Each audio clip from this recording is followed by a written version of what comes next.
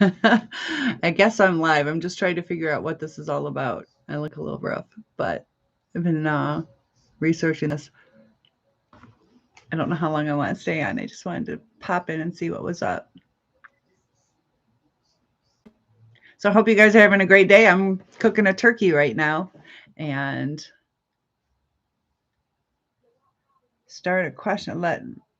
Oh, how do I do all this stuff? So like I said, I'm testing it out, but I thought might as well go live and see if some of you guys say hi to me. Uh, just trying to figure this out. What is this? Oh, that's pretty interesting, guys. Oh, hello. It's good to see you. Oops, I got to figure out how to reply to you. I think you can hear me. So, like I said, I'm here to help you guys, but I'm also like trying to figure this out. So, good to see you, Dennis. Oh, Samantha. I just see your name is Samantha. Hi, Samantha. Cynthia, you having a good day today? This is kind of cool. I've been doing a lot of YouTube videos, but I want to kind of connect with you guys a little bit more in real time. Okay, that's your husband's account. That's okay. I wish I could see you and then it'd be easier. I could know, but that's cool. Yeah, sharing is good when you're married. So, have you watched some of my other videos, or what are you up to today? This is kind of cool, getting to know some of the viewers, and I love connecting with my people. Aw, I hope so. It's hard, isn't it? People are, I don't know, so toxic sometimes. And then the hard part too is when we try to empathize with that we're trying to figure things out, and they're a whole different breed of people. I'm so excited. I'm cooking a turkey right now. I didn't plan on anybody joining in, so that's a good sign. That makes me feel happy that you guys are out there. I did it really quick. It's not my best video or profile picture or anything like that. So let me know if there's anything you can I can help you with. Because yeah, sometimes we need personalized help because a lot of these questions that people are asking are pretty vague or pretty specific to their relationship, that it's hard to give advice unless you know more of the details. And I had one viewer where the person is probably more schizophrenic than narcissistic, so it's a lot different on how you handle things. I did a personality test at work, and it was pretty interesting. The different 4 different types of personalities that are out there, and the differences of how we need to interact with those people. Like I'm a yellow personality, and we have different needs, different wants. And so for a yellow personality like myself, my core motive, according to this, and also there's some overlapping things too, where the different personalities, and feel free to interact with me. I'm talking and I'm still helping if you need something, but the different personalities to interact with each other, for us to empathize and understand, we have to understand them. Otherwise, we're empathizing with the wrong personality. So they're going to take it a different way. So our narcissists are vulnerable, or they're grandiose. And that's way different than how our needs are. So for me, I'm fun, enthusiastic, optimistic. My key behaviors are happy, spontaneous, and charismatic, which for the key behaviors of the red category is, which I'm based on my knowledge, I'm thinking that's what the narcissist is. They're assertive, proactive, responsible, and not everybody in the red category will be narcissistic, but I'm kind of like happy, free going, and they're assertive, and trying to figure out how to make the abuse stop. Uh, yeah, I had a daughter too with mine. Gosh, what kind of abuse are you going through? Because if it's mine, never really were like harshly, specifically, like you fat ass, you fuckhead. They weren't like that. But mine, second one, we had a daughter together, and when I met him, I wore a size 13, got down to a size 7, got pregnant, gained 55 pounds. It was all button thighs. I still had a flat stomach. My stomach was flatter than his, but it changed my hips. So I got down to a size 5. So he knew me from size 13 to a size 5. And he thought that I was too thin at size 5. But he complimented me like, this is a picture I like, you look the best at, but your thighs are a little bit thick.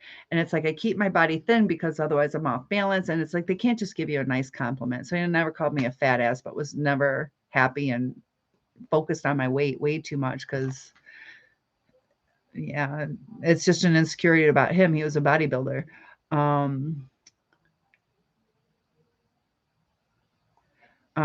Verbally and mentally abusive. Yeah, pretty much all narcissists will be mentally abusive and controlling. That's really hard.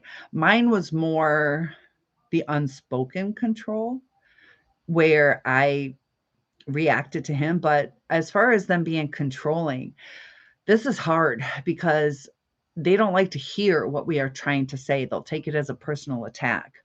So the controlling part,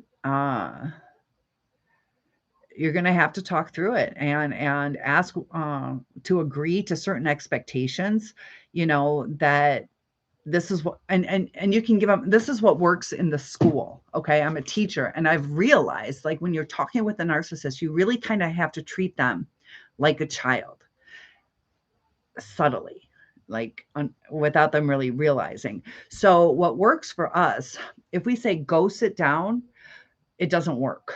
But if we say, you can sit down, or you can read a book for 5 minutes, and you got to give them options. So you can say, look, I can either cook, or I can go to the football game. I can't do both. You can give them an option. If I had a little bit better, the controlling part, if you can let me know a little bit more about that, how he's controlling. But the verbal abuse, you just have to say, I will not tolerate you talking to me like that, and use it in your own words. But when you start saying, it really hurts my feelings, when you say that, you start feeling, they start seeing you as weak. So you have to say, you cannot talk to me that way. It has to stop. I will not interact with you until you talk to me the right way. Instead of because we're trying to be soft. We don't want to sound like an asshole. We don't want to sound like a mother or father. We just want to interact with them, but it doesn't work. I mentioned something in a video I had before where we were going round and round with my second one. And it was like ridiculous because they won't answer your question. It gets so frustrating. Or if they do answer it, it's so off topic. Or the word salad and everything. And I just had to say, effective communication. I need effective communication. Kind of like saying, I'm not playing these games. Yeah, that's a hard one. Gosh. See, luckily mine were assholes, but not like what you're going through. My best friend is going through what you're going through. Oh gosh. You got the kids involved. Really, really think about what you're doing. Is it healthy for you, and is it healthy for them? So yeah, and it gets confusing. So I'm going to relate it to my best friend's man. She's on disability, doesn't have the money to really go. So she's codependent on him. She does love him, kind-hearted woman, but some of it she blows off. And when you blow it off, it's in a sense giving him permission to continue. And she's my best friend, so I talk to her. And because when I go over, he's there, I kind of have a acquaintance type friendship with him. But I hear how he talks, and I try to redirect it and to get him to kind of see both ways. Yes, they will triangulate. And you just got to, and it's going to be hard. Ask them, do you see any issues with this? Or can we talk about it? And it sucks because when you want to talk about it, they feel that we're coming there saying they're a bad person. And just say that I have some suggestions on how we can change this for the kids' sake to where we're not yelling as much. And I've noticed a couple things, but it's hard to connect with them. So when things are great, like we'll call him, well, you guys don't know who he is. His name is Ron. So when things are good, like Ron's fine, but something will trigger him. And I'm sure your husband does that too, where something stupid will trigger it. Um, and it just goes off on all these tangents from before, all the abuse that she takes on. He's controlling. So he gets frustrated about the way she cleans or when she cleans. She can't win because he's bitching about cleaning the house. So then she cleans it, and then it's not the right time for her to clean it. And he wants her to cook, but then he bitches about her food. And yeah, it's nice that the kids stand up for you. But I'm hoping they don't become targets too, because when the narcissist, the more time goes on without addressing the issues, the more the dynamics get off, because you're going to go through some frustrations in life. And as the kids get older, they're going to, as teenagers, we start standing up for ourselves a little bit more, and it's going to get more heated because they're the children. He's going to see as I need to be in control. He's already in that controlling mode, king of the castle. So these princes, your beautiful sons, are going to start being his equal. And that's, yeah, if you're going to stay with him, it has to be addressed. If it can't be fixed, it will cause damage. And I know my second, he was a narcissist, but he stayed in his marriage longer than he wanted for the kids. She probably did too. And he left right after the kids graduated. So they were living a lie for over a decade.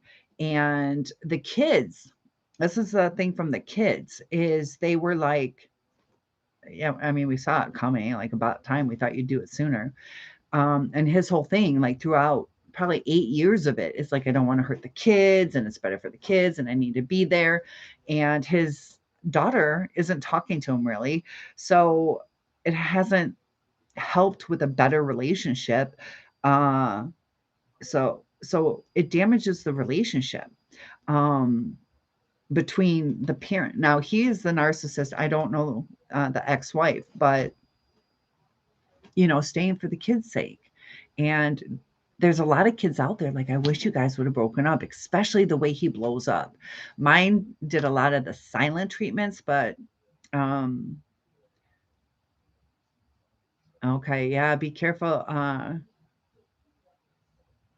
Yeah, he's physical. He is physical. So has he ever hit? Well, I'm glad I'm here for you.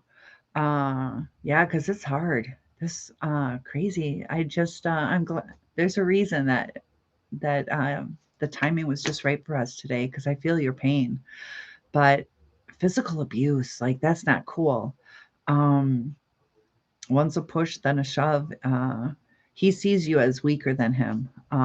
As women, we usually are, but still, even if somebody's weaker, they shouldn't be pushing. That's a childlike thing. Like, their emotional state is like a child.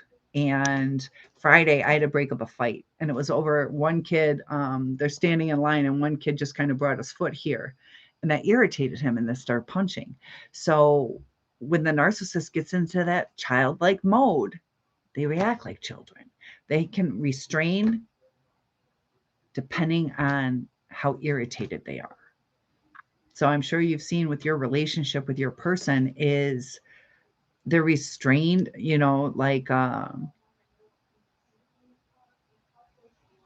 let's say you spill the milk.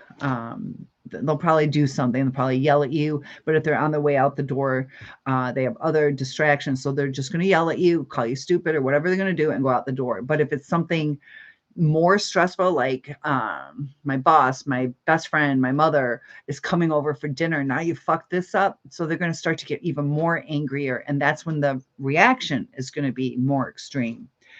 Yeah. Oh, he did take a swing though. That's definitely a warning sign. Yeah, the grabbing the face, that's definitely the dominant. Like I have to control you right now. So if he starts feeling like he's losing control, you probably settled in to what he expected. But if you talked back at that time, you probably would have gotten hit. You probably kind of took it like, okay, I'm not going to argue because he got your attention. But what does he like around the guys, or at the bar, or when there's another outspoken male? Does he get physical? Is he a physical fighter? And I know with I set this up early with my first one. He is so strong he could bench like 550 pounds.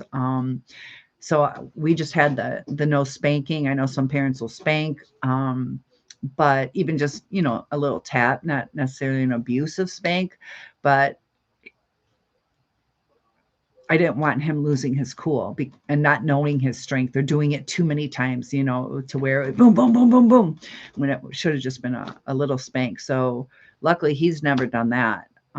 There's one time he did bring me to the bed out of his way, kind of like, sit down, I'm going to talk to you. But it was a harsh one, but I never went through the physical stuff. But it'd be interesting to see how he is, so I can kind of evaluate his aggression. Sometimes we're lucky that we're female to where they will respect that. But if he's already, that's, I don't know. He sounds, mine were grandiose. Yours sounds vulnerable to me.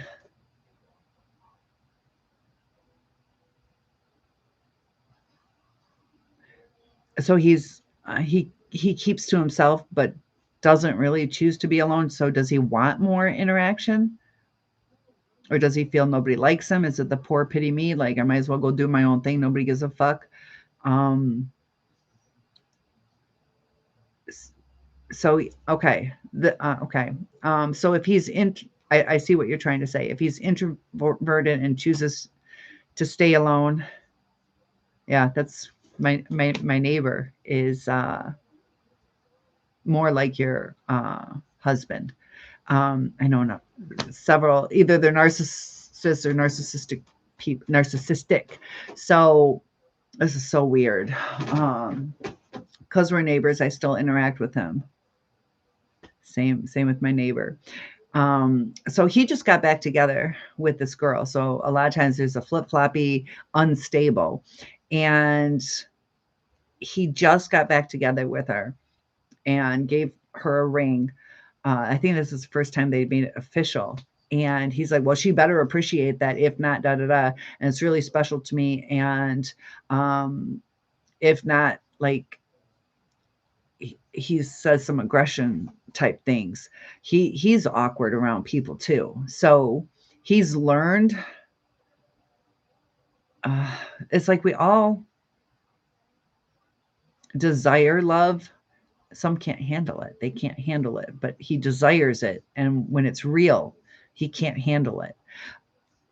So the hating people is because he hates himself. It's like a projection. It's like a reverse. I did a video on the reverse thinking of the narcissist. They see things. I also said, like, when we look at things with our eyes, our brain flips it upside down, or it comes to us upside down and our brain flips it and we understand it the right way. They understand it the wrong way. I'd be really careful with how aggressive they are. Good. I'm glad you understand what I'm trying to say. Um, but man, I have this turkey in the oven. I got to check on it pretty soon. But I'm enjoying talking to you. I want to get to give you some like advice on how to. Okay, so this is going to give you some advice. His needs and wants, okay, are going to be more about being right. He wants to be respected. So when you talk to him, you have to watch your words that you, and I'm sure you do, but be a little more aware because people twist things the wrong way. Just like there are certain triggers that we have. Uh, like I mentioned, it sounds stupid, but like for me, I'm very thin, but I have a big butt. um, and so people are that's like the thing now. You want a big butt, or I have thicker thighs, and it's a mild insecurity. But when people are like, "Man, you got a fat ass," meaning PHAT, or even just guys will say that, I like your thick thighs, and they're trying to compliment me, but it still I don't like it. And I know they're trying to be nice, but little triggers like that, I don't go off on people. But something within him, you have to understand what you say, because if you're like, man, you got a nice ass, it's so big and plump, or something like that, where I'll feel disrespected as an analogy. So you have to know what his triggers are. So you might think you're complimenting him, but based on his life experiences. So Uh, yeah, let me just go check on that. I keep typing so people, I don't like leaving. Oh, I'm in the middle of this. Let me go check real quick. I'll be real. It takes me 2 minutes. All right, hold on.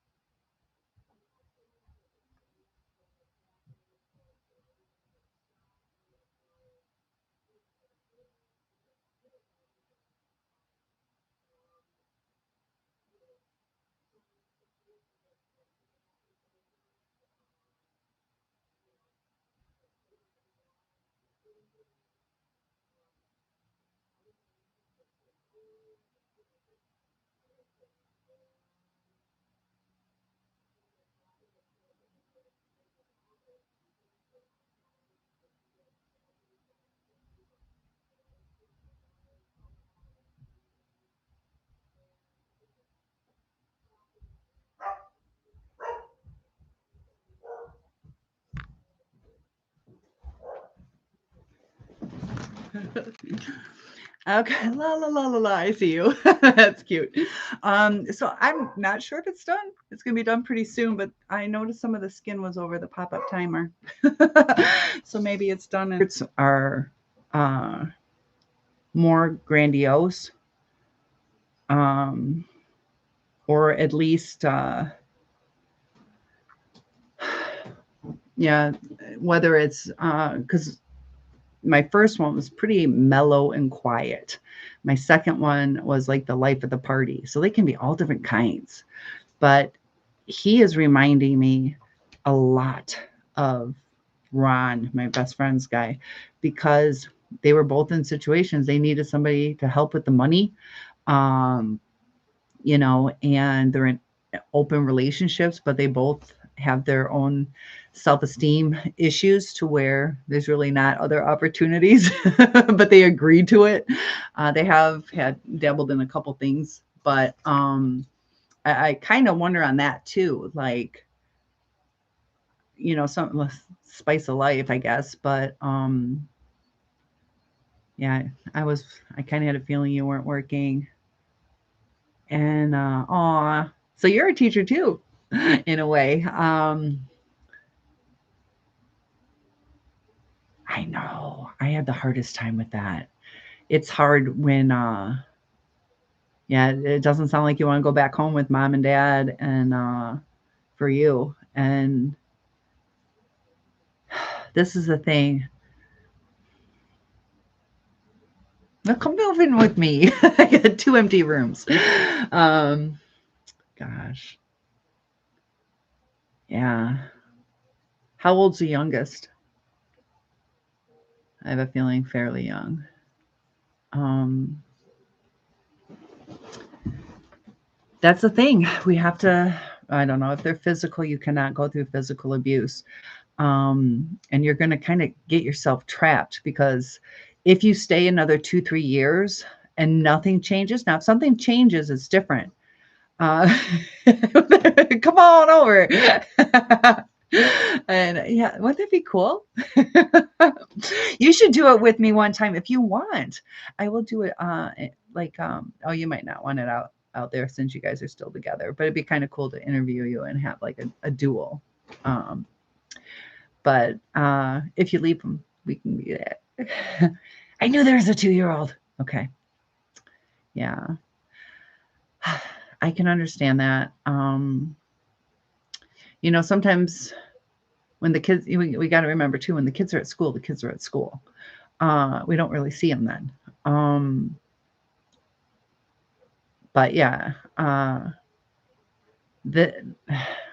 know I can completely understand the need to be with my kids, but you capitalize that. And there's a reason you capitalized it, because some of it's the maternal instinct, but some of it is it's filling a void. We all need to be loved. It's okay to need that. It is okay to need that. But you might be scared of the unknown. You are committed, so your mind's not thinking about the possibilities. Oh, you do. Oh my gosh. Feel free to post it. Plug yourself. Give yourself a shout out. Tell us at your channel. Yeah, feel free. I don't care. That's great. I like to support you guys. I know what it's like to need to. Is it a need or a want? Because I think you mean need. And I wanted to be with my daughter, but I went through 4 custody battles, so I had to work to pay for those. $190,000 in court because my ex did everything. Probably shouldn't have just told you that. Because you're like, there's no way to pay for that. My ex was a state cop, so it's going to be different for you. But yeah, it gets scary, the cost, because you figure, would he be the type to take everything, or would he? Yeah. It,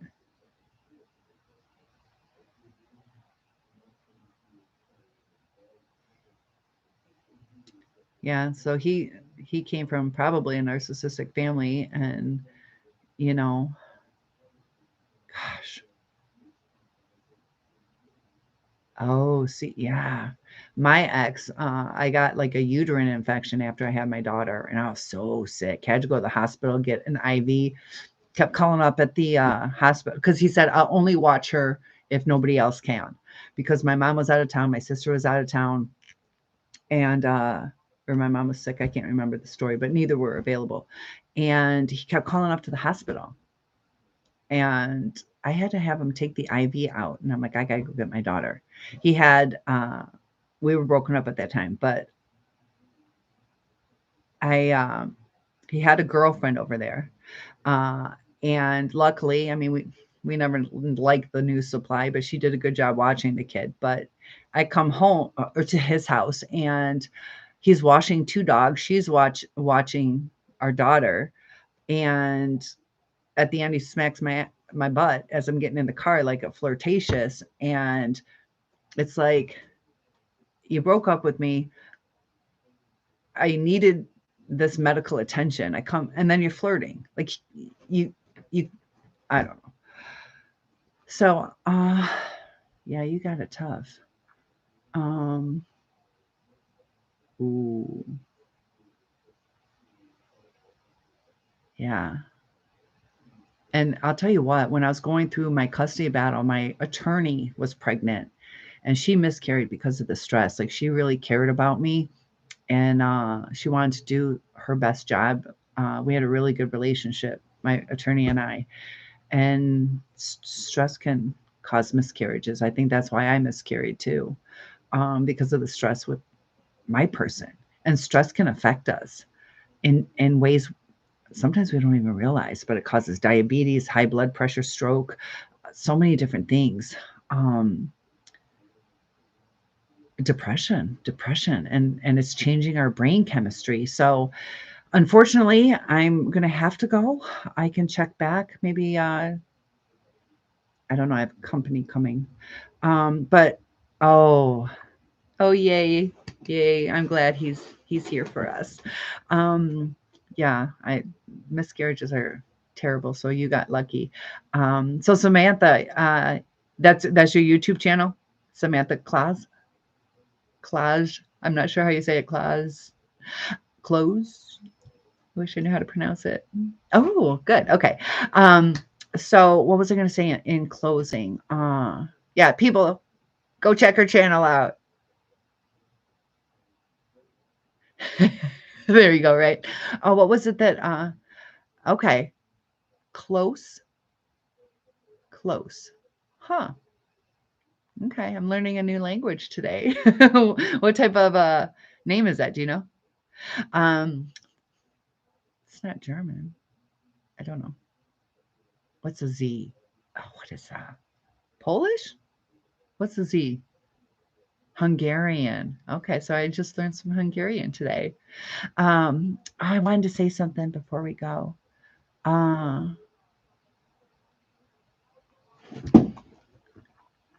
about I